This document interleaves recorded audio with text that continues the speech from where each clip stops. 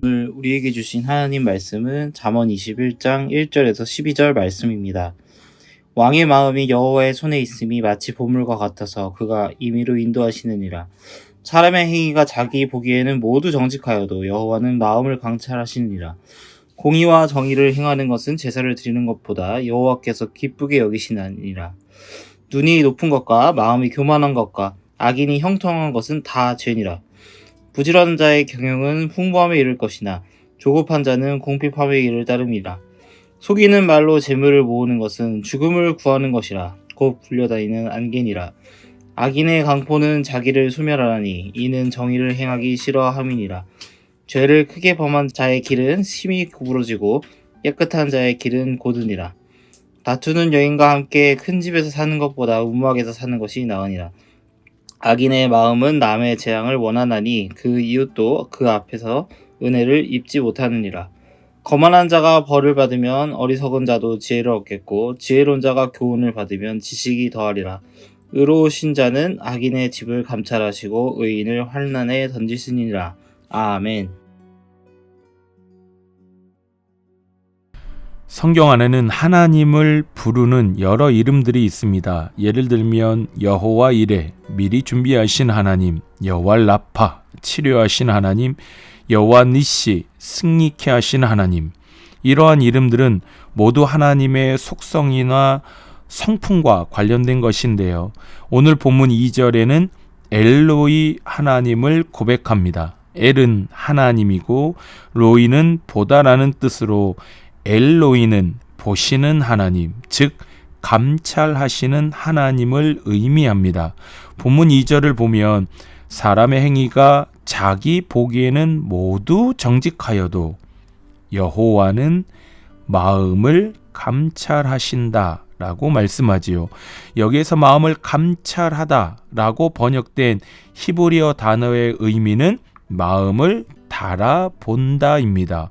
참으로 흥미로운 표현이지 않습니까? 마음은 보이질 않아요. 보이질 않아서 무게를 달 수가 없는데 하나님께서는 그 보이지 않는 마음을 달아보실 정도로 우리의 마음이 어떠한지 명확하고 구체적으로 모두 아신다라는 것입니다. 우리는 어떤 사람을 판단할 때 그 사람의 외적인 모습이나 행동을 보고 사람의 어떠함을 판단하지만 하나님은 그렇지 않다라는 것이죠. 하나님은 마음까지 보세요. 그러니 외적인 어떠한 것을 보고 판단하시는 것이 아니라 중심을 보시고 판단하시는 분입니다. 그러니 감찰하시는 하나님을 기억할 때 그 어느 누가 감히 하나님 앞에 무엇을 숨길 수 있겠습니까? 감찰하시는 하나님 앞에 서면 모든 것이 드러나고 그 어느 것 하나도 숨길 수 없는 겁니다. 이 사실을 알았던 시편 기자는 고백합니다. 주께서 내가 앉고 일어섬을 아시고 멀리서도 나의 생각을 밝히 아시오며 나의 모든 길과 내가 눕는 것을 살펴보셨으므로 나의 모든 행위를 익히 아시오니. 내가 앉고 일어섬을 아신다는 건 나의 일상의 모든 삶을 다 아신다는 말씀입니다. 심지어 보이지 않는 나의 생각까지 밝히 아신다라고 말씀하지요. 한마디로 보이는 것이든 보이지 않는 것이든 나에 대한 모든 것을 다 아시는 분, 그분이 바로 감찰하시는 우리의 하나님이라는 겁니다. 생각하면 할수록 참으로 놀라운 말씀이지 않습니까? 사실 우리도 우리 자신을 다 알지 못합니다. 가시나무라는 노래를 아십니까? 그 노래 안에 이런 구절이 있죠. 내 안에 내가 너무 많다. 참으로 공감되는 가사입니다. 때로는 나도 내가 왜 그러한 말을 하고 행동을 했는지 스스로조차 이해되지 않을 때가 많지 않으십니까? 그런데 하나님은 나의 모든 것을 아신대요. 나의 마음도 나의 생각도 다 아신다라고 말씀합니다. 하나님은 어떻게 이러실 수 있는 걸까요? 하나님은 모든 인생을 포함한 온 우주 만물의 주인이시기 때문에 아시는 겁니다. 욥기 28장 24절 보면 하나님께서 땅끝까지 감찰하시며 온 천하를 살피신다고 고백합니다. 시편 33편 13절에서도 여호와께서 하늘에서 굽어보사 모든 인생을 살피신다고 고백하지요. 하나님은 모든 피조물의 주인이시기 때문에, 모든 인생의 주관자이시기 때문에 다 아신다라는 거죠. 제가 어릴 때 아버지께서 그런 말씀하신 기억이 있습니다. 어느 날 저를 이렇게 부르시더니, 아들, 다 안다. 엄마 아빠가 몰라서 지금 넘어가는 거 아니야, 아들. 다 안다. 그러니 너 너무 머리 굴리지 마라. 다 알고 있다. 라고 말입니다. 육신의 부모들도 자녀를 보면 다 알지 않습니까? 지금 꾀를 부리고 있구나, 지금 머리 굴리고 있구나, 이거 육신의 부모님들도 다 알아요. 그런데 하물며 온 우주 만물의 주인이신 하나님이 모르실 수 있겠습니까? 사랑하는 성도님들, 우리 하나님은 감찰하시는 하나님이다라는 이 사실을 꼭 기억하시기를 주님의 이름으로 소망합니다. 이 사실을 기억할 때 우리는 신앙의 경각심을 가지고 살아갈 수 있습니다. 외적인 형식이나 행동으로 우리 하나님을 속일 수 없습니다.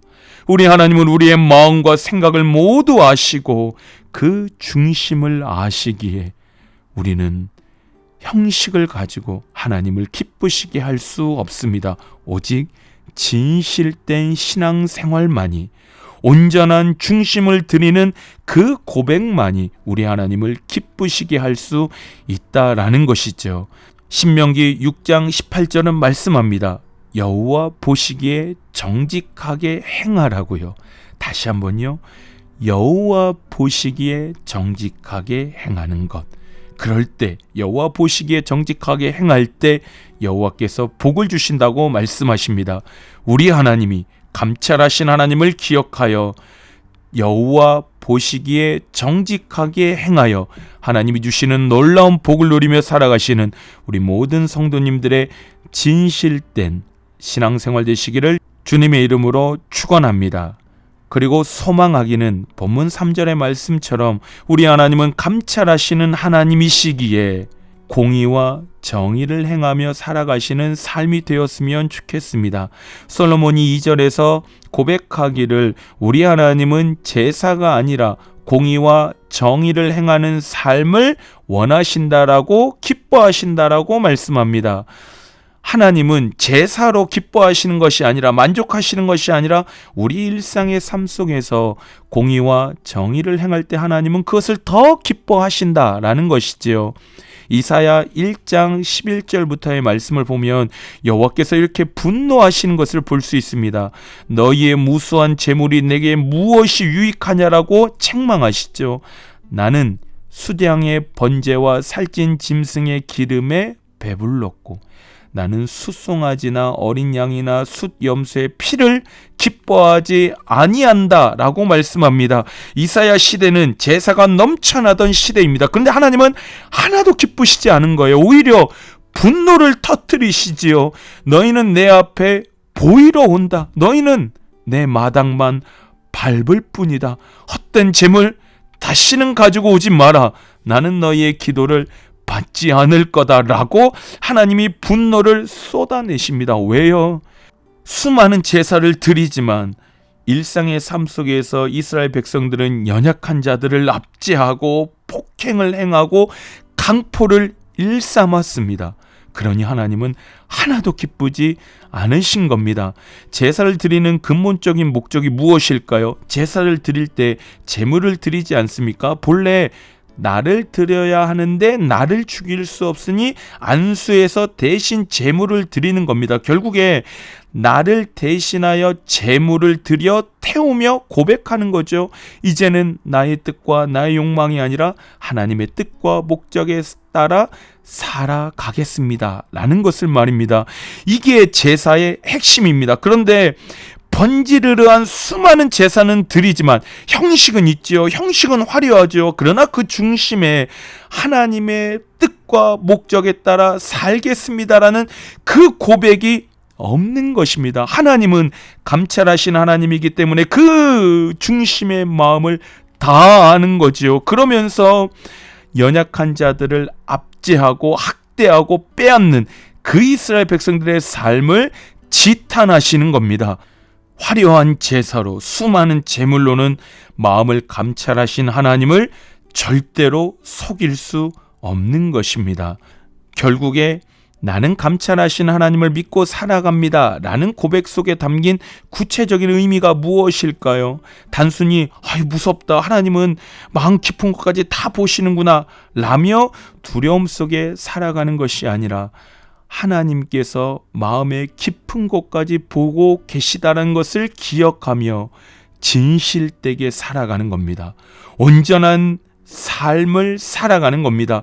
형식적인 제사만 드리는 것이 아니라 정말 마음으로 하나님의 뜻과 목적에 따라 살겠습니다는 고백을 올려드리며 실제로 일상의 삶 속에서 공의와 정의를 행하며 살아가는 것, 나보다 연약한 사람들을 함부로 대하지 않고 압제하지 않고 폭력을 행하지 않는 삶을 살아가는 것, 그것이 바로 진정으로 감찰하시는 하나님을 믿습니다 라는 성도의 삶이다 라는 것입니다.